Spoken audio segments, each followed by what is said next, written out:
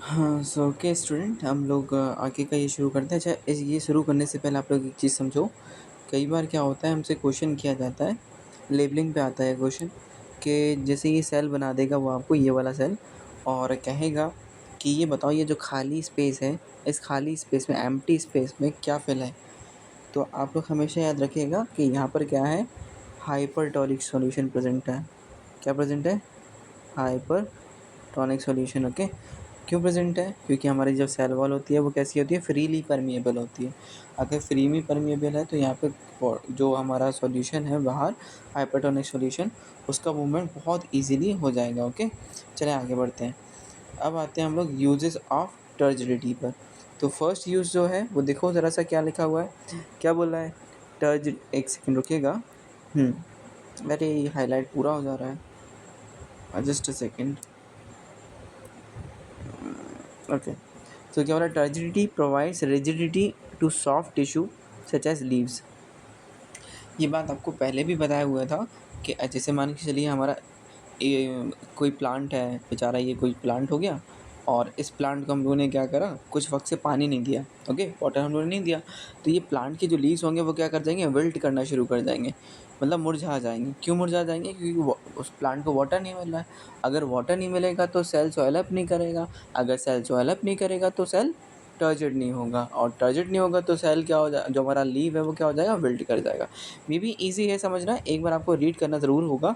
आप लोग जब रीड कर लेंगे तो बहुत इजीली समझ जाएंगे। ओके, और यही चीज़ जैसे इवनिंग में क्या होता है हमारा, जैसे when transpiration is reduce, the quantity of water absorb, I am sorry एक सेकंड रुकिएगा, the quantity of water absorbed exceed the loss of water through transpiration, the turbidity of leaves is restored and the leaves again stand out। वही चीज़ें बोल रहे हैं हम लोग। अब उसके बाद प्लाज्मोनेसेंस प्रैक्टिस, इन्होंने जैसे मीट का एग्ज़ाम दिया है कि सॉल्ट वगैरह लगा के रख दो तो उसमें क्या होता है, जो वाटर का कंटेंट होता है हमारे मीट के अंदर वो बाहर निकल आता है। आप पिकल का दे सकते हो, है ना। तो भैया जो वेजिटेरियन है वो पिकल का दे, और जो नॉन वेजिटेरियन है वो मीट का दे दे। ओके, सो चलता है थोड़ा थोड़ा मजाक। आगे चलते हैं, नेक्स्ट क्वेश्चन क्या है, क्वेश्चन नहीं, टॉपिक पॉइंट क्या है, turgor pressure held to push through the hard ground. Okay, जो टर्गर प्रेशर होता है वो पुश करता है हमारे, जैसे कोई हम लोगों ने सीड, क्या नाम है, जर्मिनेट, हम लोगों ने क्या नाम है उसको, सीडलिंग कोई है और उसको जर्मिनेट करवाया है, यानी हम लोगों ने उसका प्लांटेशन कर रहे हैं। उस केस में क्या होगा, यहाँ पर जो सीड होगा वो क्या करेगा, जब उसमें वाटर मिलेगा तो स्वेलअप करेगा। जर्मिनेशन आप लोगों ने पढ़ा होगा बहुत ही अच्छे तरीके से।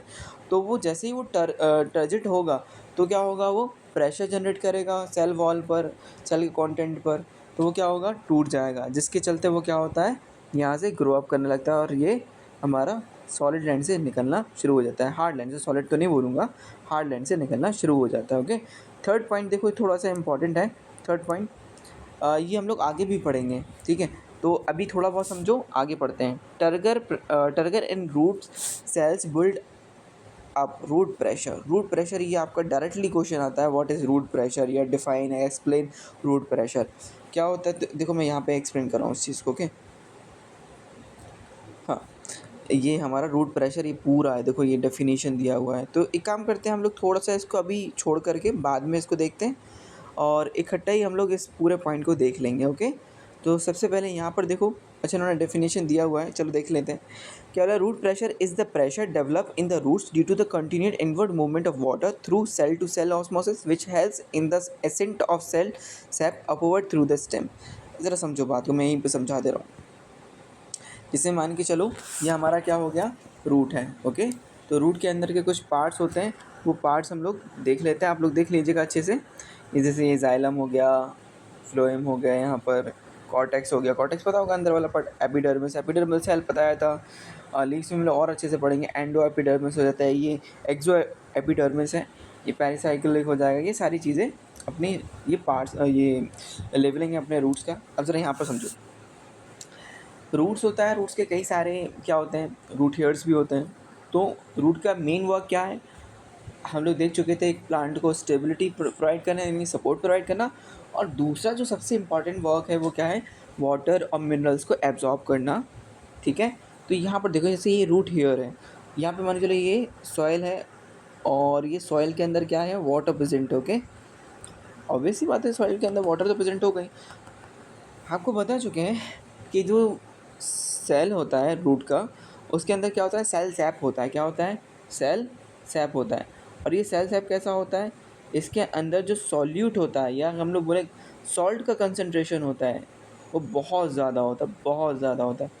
अगर ज़्यादा होगा तो यह क्या होगा, जो वाटर बाहर है वो अंदर की तरफ आएगा। आपको पता होगा higher concentration to lower concentration आता है।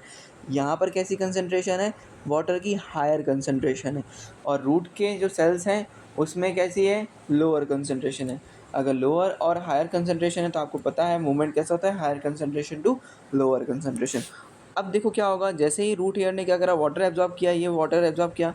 अब ये वाटर, क्योंकि सेल, सारे सेल में सेल सैप होगा, तो क्या होगा, वाटर आगे बढ़ेगा, ये वाटर और आगे बढ़ेगा। तो ये प्रोसेस कंटिन्यू चलता रहता है, ये प्रोसेस चलता ही रहेगा जब तक प्लांट को नीड है, और प्लांट की नीड ख़त्म नहीं होने वाली। तो ये क्या हो रहा है, रूट पर लगातार क्या हो रहा है, कंटिन्यूसली क्या हो रहा है, एक प्रेशर जनरेट हो रहा है।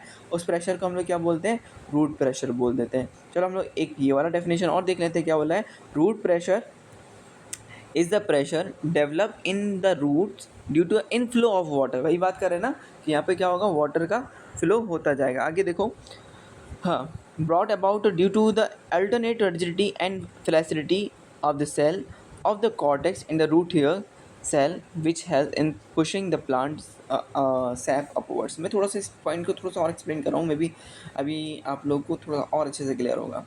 ये पॉइंट, एक सेकेंड रुकिएगा, मैं इसको साफ कर दूँ। ओके, चलो स्टार्ट।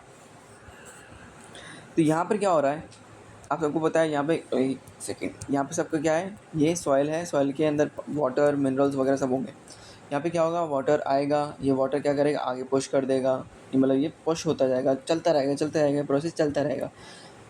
तो एक बात समझो, थोड़ा सा मतलब एक पॉइंट जो डेफिनेशन में था, ये पॉइंट मैंने बताया नहीं था, तो इस पॉइंट को मैं और एक्सप्लेन कर दे रहा हूँ यहाँ पर।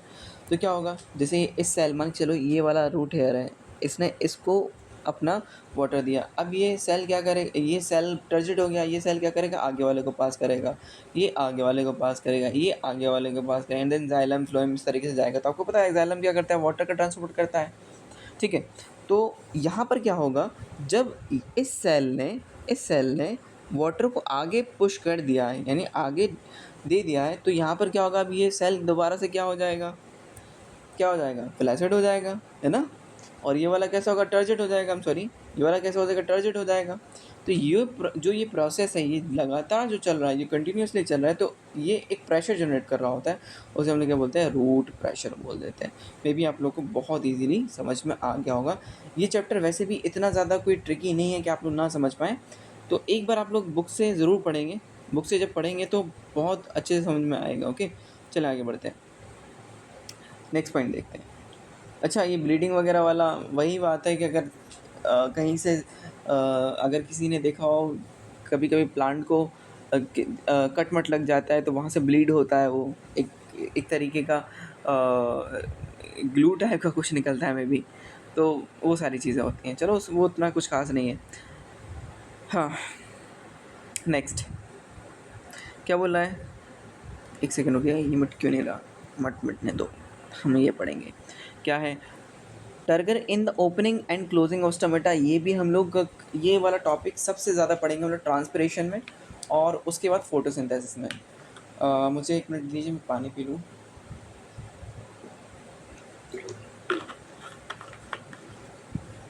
ओके, यहाँ पर turgor in the opening and closing of stomata. अब भाई यहाँ पे स्टोमेटा का डायग्राम अगर दिख जाएगा तो बहुत मज़ा आएगा। सॉरी, नहीं दिख रहा है। 5th चैप्टर में, अब ये जो PDF है सिर्फ इसी चैप्टर का है, तो बात नहीं बन पा रही है। बट आपको पता होगा बीन शेप के होते हैं। थोड़ा सा वैसे भी मेरी ड्राइंग ख़राब है, ऊपर से इसमें तो और ख़राब हो जाएगा। चलो ठीक है, आप लोग चलाएँगे, चलिए यहाँ पर देखते हैं। ओके, हाँ, तो ये अपना मान के चलो क्या हो गया, ये बीन शेप के स्टोमेटा हो गए। स्टोमेटा में ये क्या होता है, ओपनिंग पोर्स होता है, आपको पता होगा। तो समझो ये मान के चलिए पूरा लीव है और ये स्टोमेटा है। मतलब ऐसा लीव तो नहीं होता है, बट हम पढ़ रहे हैं तो ऐसा होता है। मजाक कर रहा हूँ, ठीक है। तो यहाँ पे क्या होगा, लीव्स में क्या है आपको पता है वाटर का कंटेंट मिल जाएगा, क्योंकि वाटर आता जा रहा है रूट से हमारे। तो क्या होगा, अब ये जो वाटर है वो किस में जाएगा, स्टोमेटा में जाएगा। अगर स्टोमेटा क्या हो जाएगा, टर्जिट हो जाएगा। अच्छा, एक छोटा सा और क्वेश्चन आप लोग से पूछ रहा हूँ, बताइए मुझे कि इवनिंग के टाइम ज़्यादा वाटर इनटेक करता होगा वो प्लांट या मॉर्निंग के टाइम? और सोचिए, मैं आंसर बोल रहा हूँ।